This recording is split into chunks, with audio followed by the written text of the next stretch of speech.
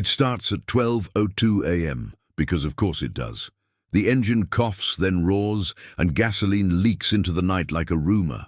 My street, Sunfield Oaks, the kind of cul-de-sac where mailboxes wear little roofs, goes from quiet to what is that in a single breath. A headlamp carves silver rows across the lawn across from mine, and there he is, my neighbor, grey cap, back brace, pushing the mower like it's a ritual someone forgot to explain to me.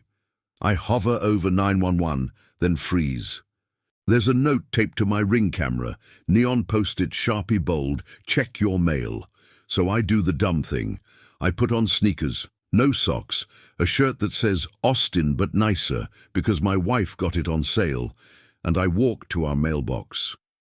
Inside, 4 envelopes with windows like dead fish eyes.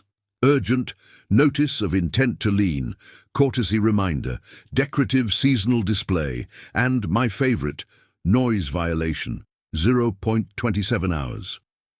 On me for last night. I look up. Across the street, my neighbor kills the engine at 12:29 a.m. on the dot, like a man who mows by stopwatch. He coils an extension cord, looks over, and half raises a hand. It's not a wave. It's a you seeing this too. We moved to Sunfield Oaks 6 months ago from a Boston apartment where our best neighbors were pigeons who minded their own business.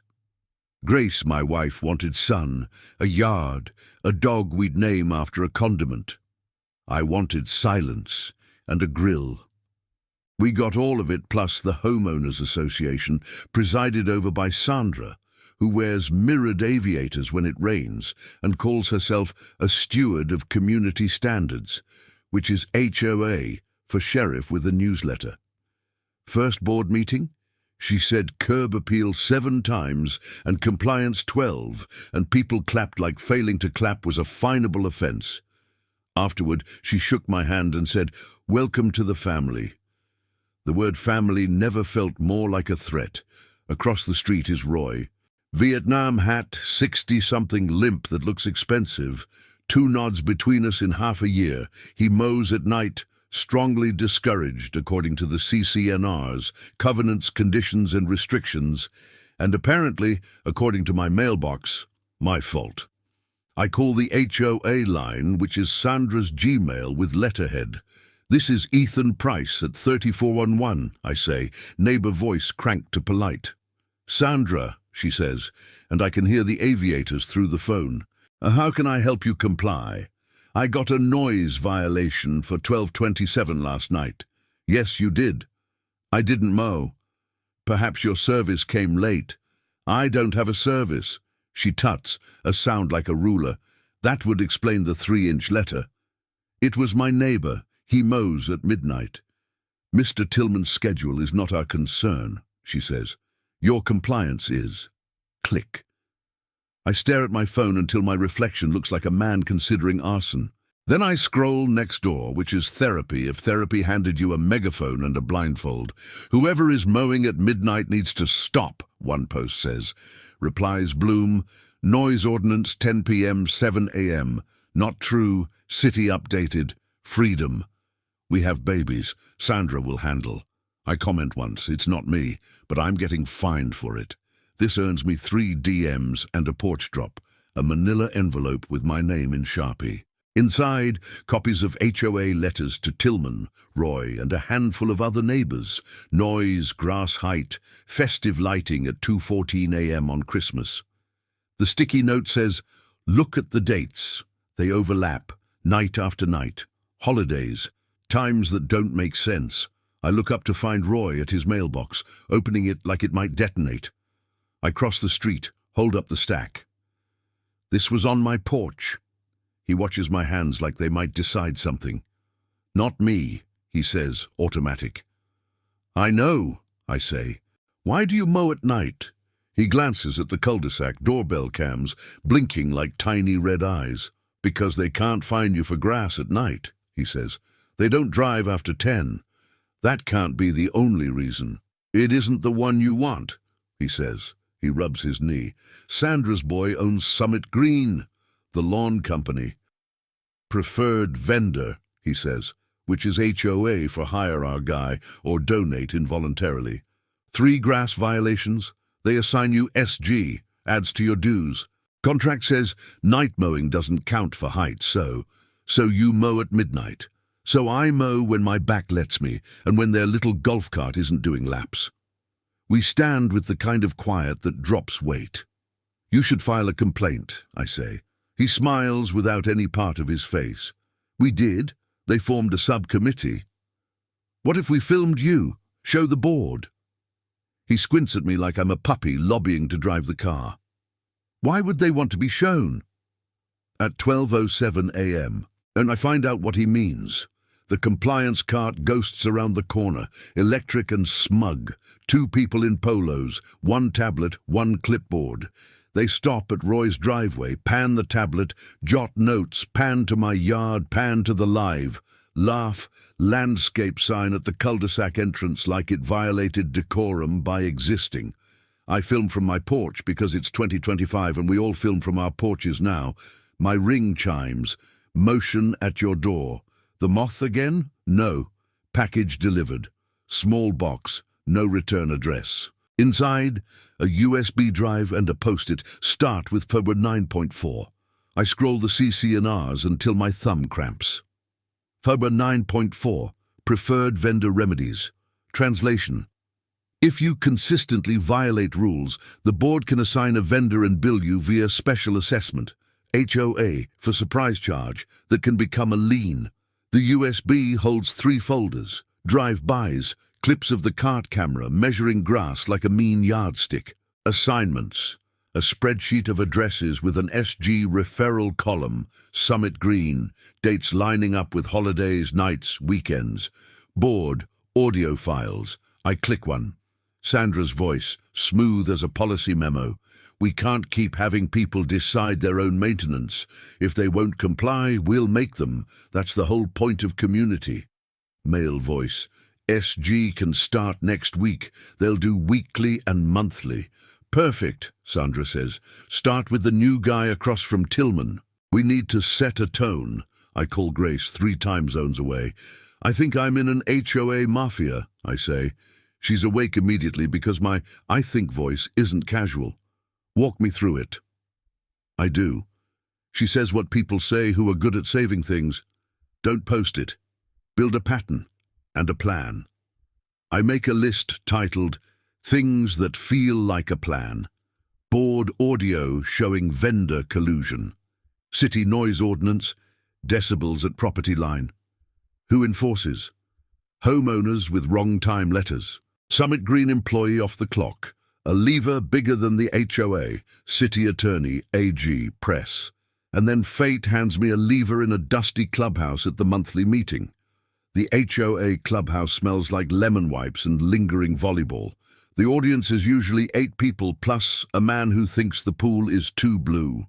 Tonight, after a daytime flurry on Facebook and next door inviting folks to bring your letters, we pack the folding chairs and the floor. Someone brought donuts. Someone else brought their dog, which makes me trust them more than most committee members. Sandra opens with civility like it's holy. Behind her is the board. Beside them, a young guy with a Summit Green logo on a laptop bag. He doesn't wear a name tag. He wears the expression of someone told adulthood would be spreadsheets and finding out it's subpoenas. We'll start with compliance updates, Sandra says. We'll start with FRABRA 9.4, I say. Not loud so much as clear. Heads turn like birds, shifting in unison. The dog sighs. We will follow the agenda, she says. I hold up a USB. We brought documentation. There are rules about meetings. There are also cameras. When we play the audio of Sandra saying set a tone, the air tightens. When we project the spreadsheet of SG referral dates lining up with nights and holidays, the room leans in. When we play the drive-by of the tablet panning like a bouncer, people hiss, not the snake kind, the kettle kind. Someone whispers racket, and someone else says, allegedly because his name is Tom, and he will come to matter. Roy steps to the mic like a man walking down a church aisle he knows by heart. My wife slept better with noise, he says. I mowed at midnight to cover the chemo sounds. I still mow because habit is a kind of love. If you find me for that, say it out loud. There is a silence that feels like reverence or shame. Maybe both. Noise enforcement is a city function, says a woman at the back with a city seal pin, who introduced herself earlier in a voice that carried a legal warning. If your compliance group is citing city code, that's problematic. Sandra tries to control the narrative. The narrative ducks and keeps walking. The board looks at each other like a set of mice, realizing they did, in fact, join the lab. The Summit Green kid shifts his weight. We don't win the war that night. We win something else. Daylight. The board tables. Pub 9.4 pending review. The city attorney opens an inquiry. The kid with the SG bag lingers after, cheeks red, and tells me in a low voice, we get a 10% admin cord fee routed to SO Community Operations LLC. The HOA's PO box is on the forms. He swallows. My mom lives on Larkspur. They assigned her too. What's your name? I ask. Nick, he says. Don't say I told you. I won't, I say, already planning how to make sure he doesn't get crushed by the gears. Back home, Dev, House 11 spreadsheet brain donut guy, sets up at my dining table with a Google sheet titled Mowers and Motives. Alyssa, the 20-something who can turn chaos into call to action, wrangles DMs from neighbors who have letters with wrong timestamps. Roy brings a battered box of money order stubs, each one a receipt for dues the HOA marked unpaid. Tom, our paralegal neighbor who says allegedly like a reflex, prints out a copy of the noise ordinance that says decibels at the property line are the metric, not vibes, not vendettas. At 6:23 p.m. the next day, the HOA emails a community-wide clarification on compliance procedures that reads like oatmeal with legalese raisins. It ends with, "We're all neighbors here," which feels suddenly like a threat only bullies pretend is a hug. At 3 p.m.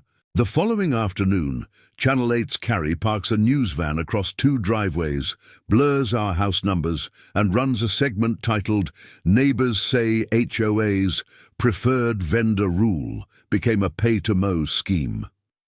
The city attorney confirms inquiry. Sandra declines to comment on advice of counsel. The neighborhood group chat combusts like a grill with the lid down. And then the text arrives from an unknown number. If you think Ferber 9.4 was bad, read Para 12.3. I squint at the S. Sandra or Sharon, the board secretary who looked at us like she wanted to help and had forgotten how, or somebody else entirely. I scroll the bylaws again. Paragraph 12.3. Architectural variances and enforcement line acceleration. On paper, it's about pergolas and paint colors. In practice, it looks like an HOV lane for liens. We add a new column to the spreadsheet, paragraph 12.3 triggered, YN. The pattern sharpens. Neighbors who pushed back on Ferber 9.4 got paragraph 12.3 letters the way a fever gets a rash. Dev whistles. They built a fast path to scare people into paying, he says. Allegedly, Tom says, but his voice lacks the usual amusement. We can't count on TV forever. Governance beats spectacle, so we pull the recall clause. With signatures from 20% of members, we can call a special election to remove the president. We need 86 to be safe. We aim for 120. We print petitions. Dev's sister, Nisha, brings her notary stamp and a calm that could land a plane. Roy knocks doors with me.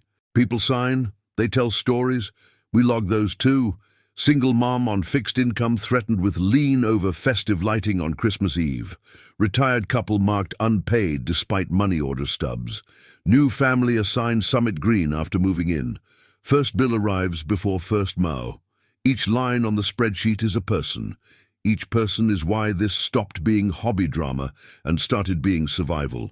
We hit 97 signatures in a day and a half. By the second evening, with the magnolia shedding leaves like leather commas, we pass 100. It feels like the cul-de-sac took a deep breath for the first time since someone poured the sidewalks. We submit the petition. The board schedules a special meeting. And right before that meeting, Nick texts again. Check your mail. I do. Inside is a photocopy of a bank application for SO Community Operations LLC. Managers, Michael Keane and Sandra Keane. Mailing address, HOA PO Box. Purpose, Community Services Coordination. Authorized signatories, both names. We share it with the city, the state AG, the reporter. We don't post it. We've learned which levers move quietly and which ones need fans. Which is how we walk into the special meeting with a binder full of signatures, a Dropbox full of documents, and a neighborhood full of people who thought rules were for lawns and then realized they were for power. The clubhouse is beyond full, standing room only, kids on laps, a dog under a chair who harumphs at all the right beats. Sandra sits at the head of the table, flanked by 2 board members. Eric, the one who muttered, "Table it," last time, looks like a man who just discovered his spine is a useful tool. Sharon sits with a laptop and reads the room like a steady candle in a draft. "Welcome, Sunfield family," Sandra says, voice clipped. "We begin with civility. Point of order, Madam President," Eric says. "We received a valid recall petition. Per Paragraph 3.8, we must hold the vote now, given quorum." Sandra's smile does violence to the word. "The petition is under review." "Review doesn't delay the clock," Tom says from the floor mic, polite as a scalpel. "We have quorum." Sharon checks. "We do." The room hums approval like a refrigerator full of casseroles. We keep it tight. Grace hands me an index card. "Stay calm. Slow down. Facts first. I hit the beats. We want order, not a racket, transparency, not a family business, compliance that isn't a cash register," and then hand the mic to Roy. He says 10 words and somehow they weigh the most. My wife slept to the sound. I don't mow at midnight anymore. Sandra makes her case like a woman who has been asked 1,000 times to do a thankless job and finally snapped. "I enforce the rules you begged me to enforce," she says. "If my son's company serviced the neighborhood, it's because no one else bid. If procedures were imperfect, it's because we're humans, not machines. You want a villain? It's apathy." For a heartbeat, you can see how she got the job. She stood up when no one else did. Then Sharon, voice even, says, "Motion to remove the president?" We have one. Eric raises his hand. Second? Sharon's is the second. Hands go up. A forest. The motion passes like a mower blade, cutting clean. Sandra sets the gavel down like a resignation letter and leaves without looking at us. The city attorney, present again, pin glinting, watches her go. The dog sighs, this time in relief. Sharon moves to the center seat, like someone who wishes it were a folding chair. "First," she says, "Paragraph 9.4 and 12.3 are suspended pending outside counsel review. Second, we authorize an independent audit of finances and vendor contracts for the last 2 fiscal years. Third, we pause and credit all corrective vendor assessments and any fees tied to services not rendered. Fourth, immediate conflict of interest disclosures required for all officers and vendors. It's government music, the good kind, break for ballots. While volunteers photocopy and count in the open, Sharon lets us into the management office with her key. The file room smells like toner and denial. Bottom drawer, blue binder, just like the text. Arch VAR. Viol Axel reads the spine. Inside is a paragraph 12.3 FastPath flowchart. Notice, escalate. Assign vendor, special assess, accelerate lion. A section labeled Holiday OPs with a sticky note. Night shifts, fewer complaints, faster cycle. And an email chain. From S. Keen to M. Keen. Owner is a squeaky wheel. Better to assign and move on. Reply, add admin cord. SG can do Thursday. Sharon's face doesn't crack. It sets. "We'll copy this for the city," she says. Back in the room, the recall result is posted. It wasn't close. Sharon refuses the presidency, then accepts, then says, "I can't be worse than a lawn cartel." And the room laughs in a way that sounds like sleep might finally happen again. We walk out under the magnolia, which looks exactly the same and somehow entirely different. Grace laces her fingers through mine. "You okay?" she asks. "I'm mad," I say, "but I'm also weirdly proud." Across the street, Roy stands in his yard with a battery mower, the whisper kind. "Old habits," he says at 12:03 a.m. Albion runs one last stripe because it's his lawn and his life, and the night belongs to him again. In the morning, there's one thing in my mailbox, a postcard, Sharpie black, block letters, see paragraph 14 next. I turn it over, blank. And for the first time in months, that feels like a promise instead of a threat. The postcard sits on our kitchen counter like a dare. See, poo, full, fiend, next. I flip it over for the 100th time, still blank. Grace taps it with a fingernail. "Open records," she says. "If your bylaws are anything like every other HOA's, paragraph 14 is either records or member rights." Tom shows up 10 minutes later carrying a binder that smells like courthouse. "Article 14, he announces, flipping to a dog-eared page. "Inspection of books and records. Any member in good standing can request records with 3 business days' notice. Denials must cite specific exemptions. Failure to produce, presumed bad faith." Dev whistles. "Somebody just sent us the lights-on clause." "But he sent it," I say, and try the name in my mouth. "Sandra or Sharon?" Alyssa's already drafting the request. "Let's just use it," she says. "We can thank the alphabet later." We send a clean, lawyerly email. "Pursuant to para 14, please produce within 3 business days." And then we list everything that matters. Bank registers, check images, vendor contracts, correspondence with Summit Green, compliance logs, board minutes for the last 2 years, and my petty addition, any documentation of holiday operations. Sharon replies in 9 minutes. "Received. We'll facilitate. No emojis, all calm." Then a second email. "Management company may resist items involving proprietary vendor information." I'll push. She CCs a generic address for the property manager and one person named Trisha. "Sharon's on it," Grace says. "Or she's playing both sides," Dev mutters, but without heat. Roy texts me a photo of the postcard on his own counter, the SEE paragraph 14 scroll identical. Underneath, he's written in ballpoint, "Good start."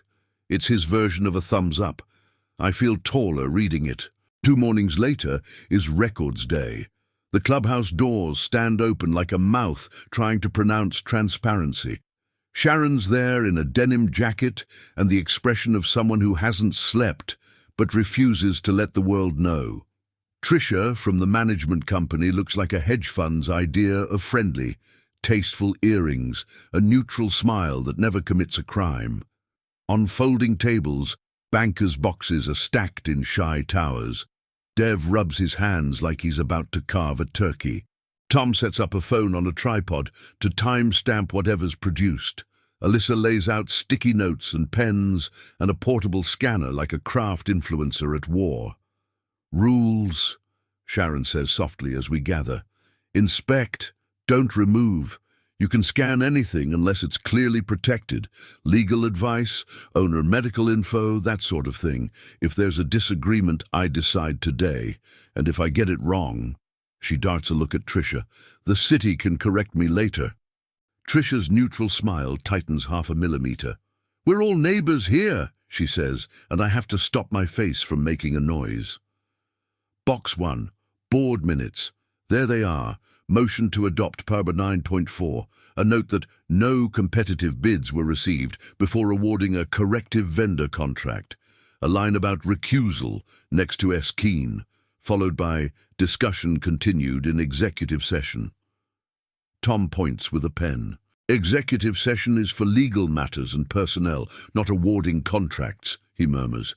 Bad look. Box 2, compliance logs, a printout of drive-by schedules with a tab labelled Holiday OPS. Alyssa's eyebrows rise. They kept the receipt for their supervillain hours. Box 3, bank registers. We find line after line for admin cord routed to SO Community Operations LLC. Then a second column, MGMT fee AJ, which looks like a rebate going back to the management company for coordination. Dev traces the flow with his finger like a teacher showing a kid where the story goes. This is a daisy chain, he says, and every daisy has a last name. Allegedly, Tom says. But even he sounds like he wants to throw the word in a lake. Tricia clears her throat. Some of that may be privileged. Finance logs aren't privileged, Sharon answers without looking up. And the members own these records. Box 4, vendor contracts. Summit Green's master agreement reads like it was written by a man in mirrored aviators and a son with a Venmo. Corrective services shall be initiated at the board's sole discretion, it says. Cancellations subject to board approval. There's a separate schedule called Admin Coordination Services with a flat percentage. On the signature line, Michael Keane, Manager, SO Community Operations LLC. A second line, Sandra Keane, President, Sunfield Oaks Homeowners Association. Tom taps the page. That's the conflict. Was it disclosed? Tricia raises that neutral smile like a shield. The board was aware. The members were not, Sharon says, and then she looks at me in a way that lands somewhere between apology and a vow. We fix that. Halfway through box 5, a Summit Green truck sneaks into the lot like a cat who knows a counter is off limits. Two guys hop out and start rolling fresh sod onto my front lawn. I jog out. What are you doing? The older one doesn't even look embarrassed. Work order, he says, offering a clipboard like a sacrament. Corrective resod. You refuse to allow vendor access. Now we remedy. Who issued the order? I ask. He shrugs. Compliance. Compliance is in that room, I say, pointing at the clubhouse. And 13.4 is suspended. Not on my sheet, he says, and drops a square of green onto my driveway like a slap. I pull out my phone. I am filming this as trespass, I say. Tom appears on my left like a legal fairy. Sharon comes down the steps like a storm in a denim jacket. Gentlemen, she says, and the word isn't friendly, just accurate. Who authorized this? Work order, the man repeats, now a little less sure. He flips the sheet and points to a signature that looks suspiciously like S. Keane. Sharon holds the paper up to the sun and then to common sense. Take the sod off Mr. Price's lawn. We'll still bill, he says, but he loads the squares back onto the truck. Neighbors gather, amused and angry and ready to help. Roy lifts a roll of sod like it weighs half a memory and sets it gently into the truck bed. Leave it, Dev calls from the porch, grinning. We'll patch the bald spot near Roy's mailbox ourselves. The foreman hesitates, then shrugs. Less work for us, he says. He and his guy peel out.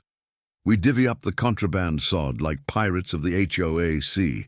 Alyssa films a TikTok called We Stole Back Our Lawn, and the comments are 90% catharsis. Back inside, Sharon looks at Tricia. Who submitted that work order? Tricia's neutral smile is gone now. It came last night, signed as president. Sandra is no longer president, Sharon says, and we are not spending $1 more until this audit is done. For the first time since day one, I believe her. At noon, the city attorney, her name is Marla, I learn it over paper cups of coffee, shows up with an actual noise meter and a file folder thicker than regret. We've opened a formal inquiry, she says. We're not your lawyers, but we can tell you when something smells like a violation of city code. She flips through her notes. Noise citations, city authority. HOA can't issue them as if they were the city. Vendor conflicts. Depends on your bylaws and state law. The AG will care. Financial flow from HOA to entities controlled by officers or their family. That's a field trip we'd like to take with you. Can we be sued for telling the truth? Alyssa asks, blunt as youth. Marla smiles with one side of her mouth. You can always be sued, she says. The question is, do you have receipts? Looks like you do. We hand her a copy of the blue binder we found last week, the Perra 12.3 FastPath Playbook. She reads the holiday OPS sticky note and actually snorts. Ambitious, she says dryly. I'd love to talk to whoever wrote this. After she leaves, we return to Box 6, Architectural Variances. There are pictures of pergolas that look like crimes and pergolas that look like Pinterest. There's a denial stamped across an application for a wheelchair ramp at a house on Larkspur. The applicant's name makes my throat click. Annette Tillman. Roy, I say, too loud. He's at the back, helping fold a sheet of paper to fit in a scan sleeve. He looks up. Don't, he says, already knowing. You asked for a ramp. He nods. They said it wasn't in harmony with community aesthetics, he says. I built it anyway. Sandra issued daily fines. I kept the ramp. The room goes quiet the way rooms do when they see the past standing in the doorway. Sharon closes her eyes for half a beat and then writes apology on a sticky note and sticks it to the variance file. It's not legal, it's not remedy, it's a start. Dev has set up a new tab in our spreadsheet, Harm That Matters. Under it he types denied medical accessibility variance, retaliatory fines, holiday ops targeting, false city citations, misapplied dues, forced vendor assignments, lien acceleration threats. He stops, rubs his face. This isn't a story about lawns, he says. It's a story about who gets to feel safe in their house. Allegedly, Tom says, quieter than before. My phone buzzes. Unknown number. Nice binder. See also cloud. SI type back. What cloud? MGMT shared drive. Keen MGMT. So Oaks. Compliance templates. Folder may be archived. Ask Trisha. Who are you? A neighbor with keys. I walk over to Trisha, who is watching our scanning operation like we're removing organs. Can we have read-only access to the management company's shared drive for Sunfield Oaks? I ask. Limited to compliance templates and correspondence with board. That's proprietary, she starts. 14 says otherwise, Sharon answers from behind me, and you are our agent, not our boss. Trisha's shoulders surrender. I'll send a link, she says.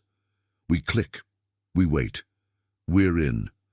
The Compliance Templates folder is a museum of weaponized paperwork, pre-filled violation letters with variable fields for time and date, a holiday OPS schedule with staffing names, an escalation matrix that looks like it belongs to a call center, first notice, courtesy reminder, escalate, assign vendor, special assess, accelerate lien, and a dark little spreadsheet labeled SG Referral Targets.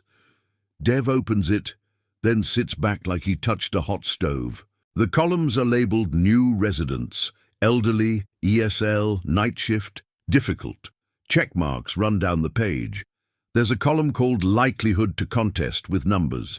The notes field includes phrases like moved from apartment, single income, husband deployed, mum with toddlers. Alyssa covers her mouth. They were hunting the people least likely to fight, she says. Allegedly, Tom says, and the word lands like a bruise on a bruise. Sharon prints the sheet and adds it to the audit. Urgent pile. This, she says, is why you don't let 5 people run a neighborhood like a private club. We scan everything. We back it up thrice. We share a copy with Marla.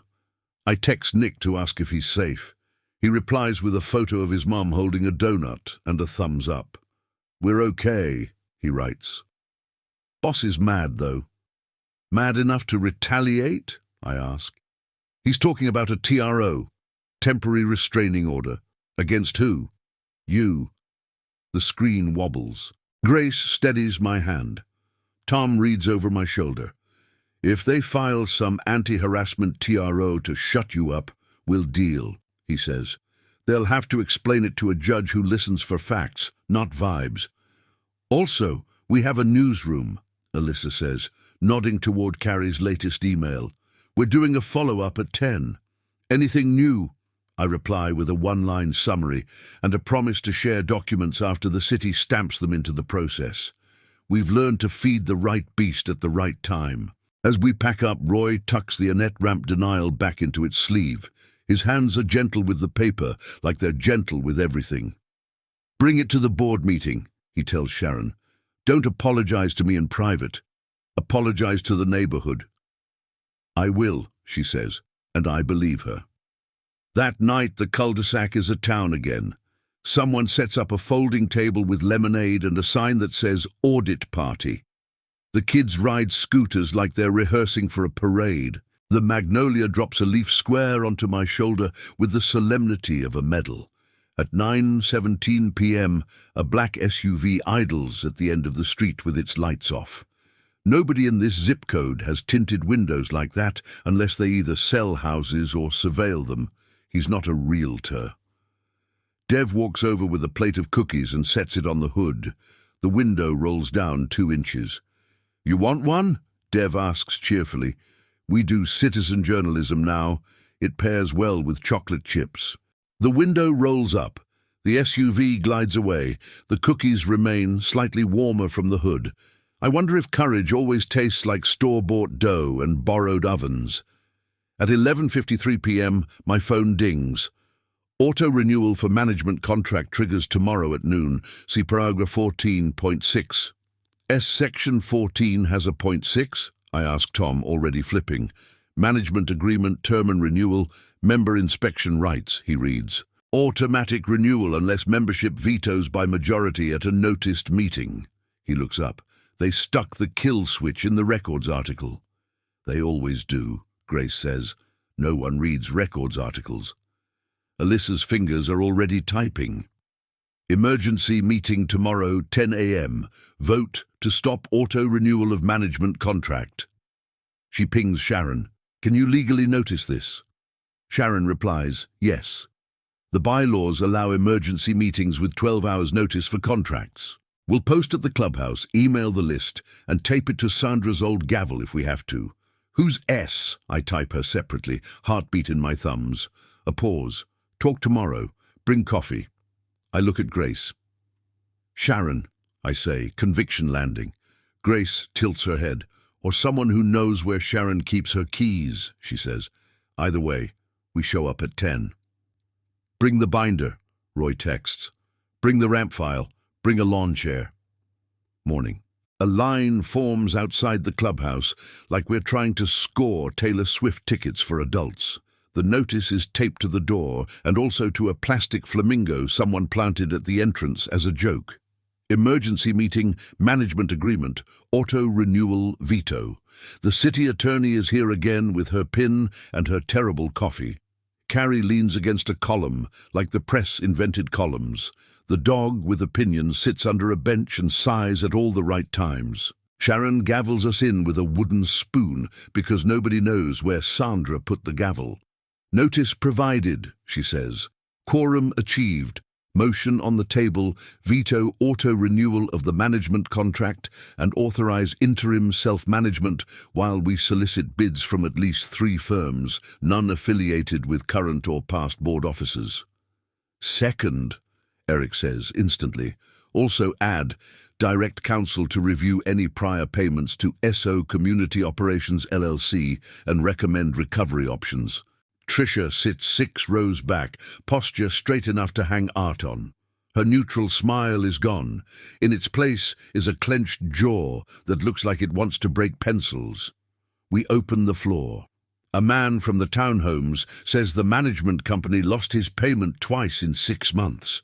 A mum with twins says the compliance cart parked outside her house at 2 a.m. the week she brought the babies home. An older woman, Mrs. Flores, I know her because she gives out tamales with a look that forbids refusal, holds up a stack of letters with ESL scribbled at the top like a target list. "They thought I would not read," she says, voice steady. "I read with my daughter. We read everything." Then Roy steps forward without the mic and places the Annette ramp denial on the table. Sharon stands. For a heartbeat, the room could go either way. Defensive, performative, ugly. Sharon bows her head just enough and says, "On behalf of this board, I'm sorry." She looks at Roy. "To you, to Annette's memory. To anyone who was made to feel like access is a negotiation. We'll amend the policy today and waive every fine tied to ADA variance denials." The room makes that small sound crowds make when they don't want to cry on a weekday. We vote. The motion passes like summer rain, fast and unanimous. The management company's auto-renewal chokes on our majority. Trisha leaves without comment, a single paper fluttering off her lap as she goes. Dev picks it up. It's a draft of a new admin coordination schedule with the percentages dialed up. "Bold," he says, and tosses it into the recycling bin where it lands with a papery sigh. After the meeting, Sharon corners me by the hallway where the plaque of past presidents hangs like a family tree with some branches snapped. She holds a to-go cup of coffee with both hands, like it's a mission. "I'm your S," she says. I stay quiet because sometimes silence makes people finish the sentence truthfully. She keeps going. "It started as guilt," she says. "I saw too much and rationalized too long. Then you played that audio, and I wanted to crawl under the table because I was in the room when set a tone didn't sound like a problem. I didn't know about the ramp. I didn't see the target spreadsheet, but it doesn't matter. I should have looked. I sent paragraph 9.4, then paragraph 12. 3. Then paragraph 14, because you needed the map out. If you want to throw me out with Sandra, I'll help pack the box." I think of the blue binder on the table, of her writing apology and sticking it to paper, because that's where we begin when we have nothing better. "I don't want to throw you out," I say. "I want you to keep the keys and change the locks." She exhales like someone who hasn't since March. "Okay," she says. "Then let's go get bids that don't have anyone's last name in them." Roy appears, ghost quiet, and taps the past president's plaque. "Make room," he says. "For who?" Sharon asks. "For nobody," he says. "If you do it right, we won't remember who was in charge." We walk out to the parking lot together. The magnolia is in full, ridiculous bloom, showing off like a teenager with a new skateboard. Kids weave through adults. Someone grills breakfast sausage in a pan that should not be used outdoors but is. The compliance cart sits abandoned in the corner, a battery charger clipped to its mouth like a hospital IV. It looks, for once, like a thing and not a threat. My phone buzzes one more time. "Channel 8 at 6. Want you and Roy again. Bring the ramp file." I type yes and then add, against my better judgment, "Thank you, S. 3 dots. Don't thank me yet." Why? Because you haven't read paragraph 14.9. I scroll. Paragraph 14.9, destruction of records. In the ordinary course of business, it says, the association may purge records older than 2 years unless preservation is required due to pending litigation or audit. "They'll be tempted to shred," Tom says, reading over my shoulder. "They'll be watched," Marla says, arriving like a punctuation mark. "Once an audit is noticed, destruction is a very bad idea. We'll post preservation letters today." Grace squeezes my hand. "This is the unglamorous part," she says. "The part where the story is paper and patience. Paper and patience and breakfast sausage," Dev says, stealing one. Roy looks at the cul-de-sac like a man surveying a lawn finely cut at the right time. "Tonight at 12:03, he says. "I'm not mowing." "Retirement?" I ask. "Nah," he says. "Just sleeping." We all laugh, not because it's funny, but because we finally can. Marla's preservation letters go out before noon. Certified mail, email, a copy taped to the clubhouse door with blue painter's tape like we're renovating the truth. All records relating to compliance, vendor coordination, financial disbursements, and member correspondence must be preserved pending audit. It is the kind of sentence that makes shredders cry. At 2:07 p.m., a security cam in the management office, the old one, not the clubhouse, records a man wheeling 2 bankers' boxes toward the back door. The timestamp is dirty with purpose. Tricia forwards the clip to Sharon with a subject line in all caps. Not me. The man in the video glances around, then freezes at the sight of Marla and a uniformed officer who are very much in the parking lot, pretending to check their phones. The boxes do a U-turn. We don't see the man's face. We do see a hand with a college-class ring that might as well be a business card. Paper and patience, Grace says again that night, handing me a pen like a torch. Paper and patience and a ring, Dev says from the couch, zooming in on the still frame. Look familiar? Tom shakes his head. Doesn't matter for us. Investigators will connect the dots. We stay boring and relentless. Boring and relentless is how you change bylaws and budgets.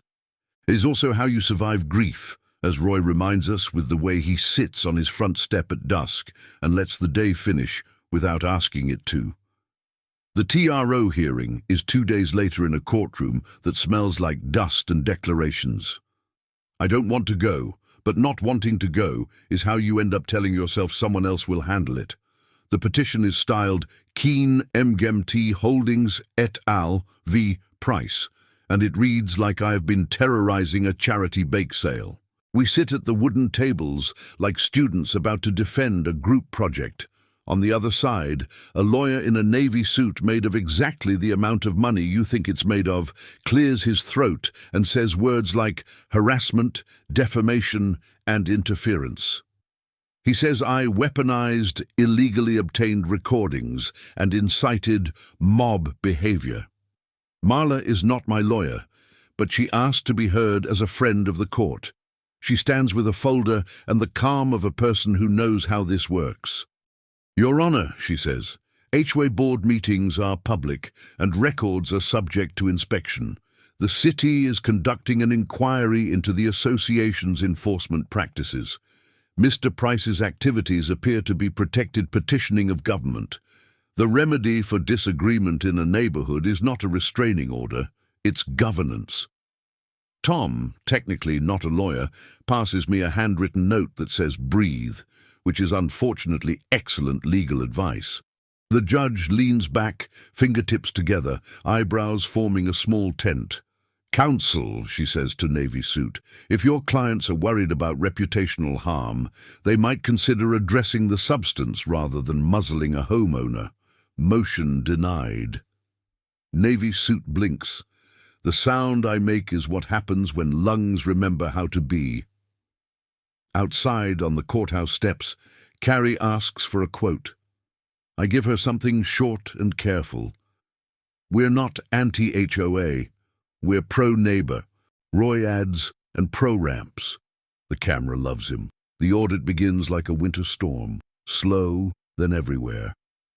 Sharon brings in a CPA from 3 zip codes over who looks at numbers like a detective looks at footprints. They set up in the clubhouse with a scanner the size of a pool table and a sign that says quiet, accounting happening, that makes everybody laugh and then obey. The CPA team speaks in dialects of double entry and never promises prison or fireworks. They promise reconciliations. We pass a resolution the same week, Annette's rule. Accessibility modifications are presumptively approved and fine proof unless there's a genuine safety hazard. The rule passes without a single nay, and Roy drives straight to the hardware store afterward for reasons that make his eyes shine. He fixes the ramp not because it needs fixing, but because it's his, and dignity likes a fresh coat. We issue an RFP for a new management company. Sharon posts it publicly and sends it to 6 firms none of us are related to. Criteria: transparent accounting, open records by default, decibel-based compliance, city metered if necessary, zero conflict allowances, and a clause that says no preferred vendors louder than any other clause has ever said anything. The bids come in with decks featuring stock photos of perfectly multicultural families staring at lawns. One company throws in a photo of a dog wearing a hard hat. The dog wins the internet for a day. The company does not win the contract. Meanwhile, Summit Green's trucks stop cruising our block like sharks who've heard we're out of chum. The admin cord checks halt, not because Mike had a change of heart, but because the board's new bank resolution requires 2 signatories and a clause that asks, "Are you related to yourself? Check here and go home." Nick keeps his job for now. Apparently even men named Mike need someone who remembers where the gas cans live. Alyssa drafts a neighborliness charter to replace the civility policy. It's 1 page, punchy, assume good intent, protect against bad behavior, rules serve people, not the reverse. If a policy broke someone, it was a bad policy. Transparency is default. Accessibility isn't a favor. If you're angry, bring cookies. We vote, we clap. Someone actually brings cookies. At the next board meeting, Sharon opens with an apology that doesn't put an asterisk on itself. "We let a system grow that rewarded fines over fixes," she says. "We're changing it. Thank you for making us." Then she turns to Roy with a file in her hand. "Mr. Tillman, I'm sorry for the way this association treated you and Annette. The fines are waived and will be refunded. The variance policy is amended. Thank you for not giving up."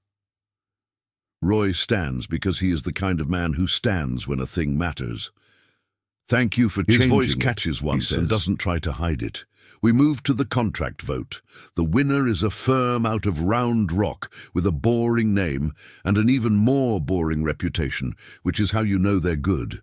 Their rep, a woman named Jessica, promises we will know where every dollar naps. "We like budgets so much we sometimes call each other at night to talk about them," she says. The room laughs and then immediately wants to give her our checkbook. Marla speaks briefly on the city's part. "We don't police bad manners," she says. "We do police people pretending to be us." She nods at the now codified rule. HOA compliance cannot cite city code. City handles city code. It feels like bottling a genie no one asked for in the first place. We end with the easy stuff that used to feel hard. Pool hours, the Easter egg hunt, whether 3 inflatables at Christmas is festive or a cry for help. Tom proposes a Santa quorum. Any more than 2 Santas must apply for a permit. The room dissolves. On the way out, Mrs. Flores hands me a Tupperware of tamales and an index card with her WhatsApp number. "For when the group needs food," she says, "and for when you think you do not like cilantro, you do. You just haven't had mine."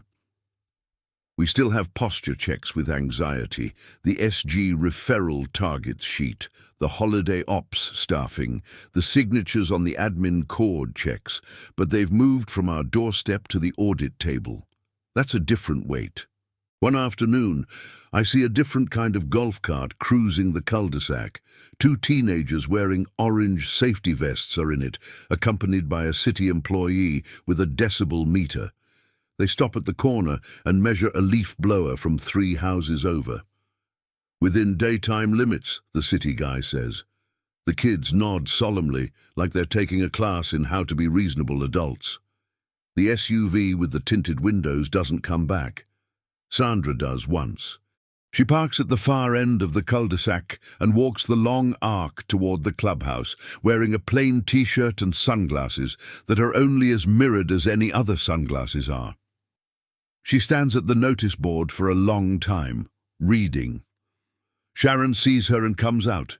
They talk for 5 minutes just out of earshot. There isn't a hug. There isn't a gavel thrown. There's a nod that looks, from a distance, like 2 people agreeing that a thing they both helped break is better now. Later, Sharon will tell me Sandra turned in her keys and said, "I was tired of being the bad guy. I should have been tired of being the wrong guy." It is not an absolution. It is not nothing. Mike does not come back. Summit Green bids on a city park mowing contract and doesn't win it. Nick texts me a photo of his mum's lawn, she cut it herself at 9:15 a.m, and a picture of a pay stub where his hours didn't get adjusted. Feels weird to have a job that's just a job, he writes. Weird good. The audit report lands on a Wednesday with more pages than a summer. The summary is calm and lethal.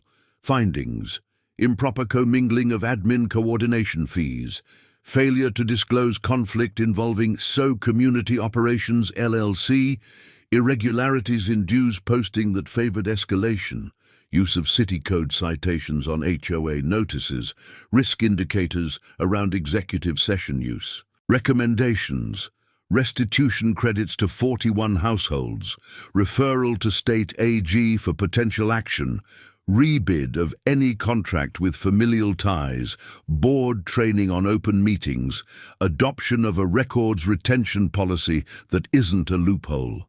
We read it together in the clubhouse with coffee and a box of donuts, labelled Evidence in Sharpie for our own amusement. It is astonishing how cathartic boring can be. That night, Carrie runs her last segment on us for a while. From midnight mower to morning meetings, how one neighborhood rewrote its rules. She films Roy oiling the hinges on his gate and not mowing at midnight. She films Mrs. Flores teaching Alyssa how to stir a pot the right way. She films a city employee showing teenagers how the decibel meter works and getting corrected by a teenager who watched the training video twice. She asks me at the end what I'd tell someone moving into an HOA neighborhood. Read Article 14 first, I say. Then bake brownies and meet your neighbor. If you're going to fight, fight like you still have to borrow their ladder next week. My mother texts from 3 states over. You looked handsome and tired. Grace kisses my temple and says, both can be true. 2 months later, our new management company sends out the first email that doesn't sound like a threat. Quarterly budget attached. Variance approvals up 33%. Complaints down 40%. No corrective vendors assigned. They also include a photo of the new compliance cart. It has a Howdy sticker on the front and a decibel meter bracket bolted to the side. I didn't know hardware could look neighborly. There's a block party in July where the grill refuses to grill and the kids refuse to be contained. The HOA provides ice and a bounce house. The board provides folding tables and copy paper plates. We provide each other. Grace sets up a little vowel-shaped station where new folks can sign up for welcome committee slots. Bring a plant, bring a policy cheat sheet, bring the Wi-Fi password for the pool, the sheet says. Alyssa designs a one-pager that explains what to do if you get a letter in fonts that actually want you to read them. Tom does a mini-workshop on how to speak agenda that somehow manages to be fun. Sharon shows up with her hair in a ponytail and a t-shirt that says, "Open meetings are hot." People keep trying to thank her. She keeps pointing at us. "No single hero," she says to everyone. Group project. Late in the afternoon, Roy digs a small hole near his mailbox in a patch the sod pirates had once threatened to reclaim. He sets a 1-foot solar lighthouse into the earth and pats the dirt around it like it's a secret. The panel blinks approval. Toward dusk, it throws a gentle triangle of light onto the curb. "Annette's nightlight," he says, if anyone asks. If no one asks, it is still Annette's nightlight. When my boss asks what I learned from that HOA thing, I tell him our product team needs a neighbor mode, features that privilege transparency and reduce mischief. He laughs and then doesn't, then writes it down. When my dad calls, he says he's proud. When he says he would have just moved, I say we thought about it too. When he says good trouble, I agree. When the AG's office finally emails the neighborhood, it's a bland update about a resolution agreement with the association and related parties. No admissions of anything, no headlines that taste like revenge. But there's a schedule of credits and a training requirement, and I like those better than handcuffs anyway. The numbers in the credits column are not small. The first line item sent back to Roy's account is exactly the total of the fines he paid for not hiding Annette's ramp. He uses it to paint his fence and fix his porch swing and buy plants that will survive August because no one else has to. One evening, as summer starts to loosen its grip, Sandra knocks on my door. She doesn't step in. She doesn't ask to. She hands me an envelope with 2 items, a check made out to the HOA General Fund with admin cord, personal, in the memo line, and her old gavel, wrapped in a dish towel. "Don't romanticize me," she says, "but don't forget I tried, even when I forgot who I was trying for." "I won't romanticize you," I say. "I will remember this." She nods once and walks back to a car that is no longer the black SUV, but a beige sedan with a dent that looks like a metaphor. The last letter I get from the HOA for a long time isn't a violation. It's a postcard Alyssa designed with the neighborliness charter on one side and a map of the neighborhood on the other. Little icons for mailboxes and magnolias and the pool and the clubhouse and Mrs. Flores' house because everyone should know where that is. On the back in Sharpie black block letters that look familiar, "See you at 9 a.m. At 8:58 a.m., Roy starts his mower. It hums instead of roars. He does one long stripe down the middle of his yard, then another, the rows neat as a ledger, finally balanced. He waves me over halfway through, and I take a pass, pushing the handle across a morning that belongs to us. The smell of cut grass rises like a small good fact. Grace comes out with coffee. Kids wobble past on bikes they're still learning. The new compliance cart rolls by at exactly the pace of a conversation between neighbors. The decibel meter sits there like a toy. The city doesn't need to come out tonight. Across the street, the lighthouse catches the sun and throws it back. "Feels quiet," I say. "Feels earned," Roy answers. We finish the last stripe. The engine clicks into silence.